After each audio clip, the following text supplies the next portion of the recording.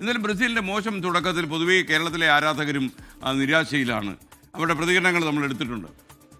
First ഹാഫിൽ വീണ്ടും തിരിച്ചടിക്കുന്ന പ്രതീക്ഷയിലാണ് നിന്നത്. ആ ഫസ്റ്റ് ഹാഫിൽ തന്നെ തിരിച്ചടിച്ചും ചെയ്തിട്ടുണ്ട്. കളി സമനിലയായ നേരെ നിരാശയുണ്ട്.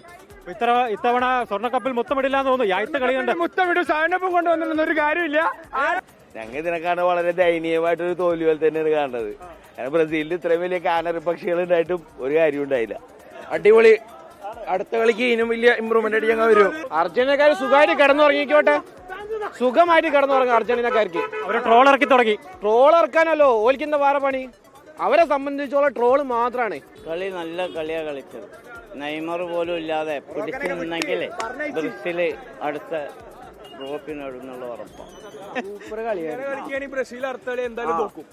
അർജന്റീന 3-0 അർജന്റീന എന്തായാലും പൊട്ടിയാല ആ ഉറപ്പാ.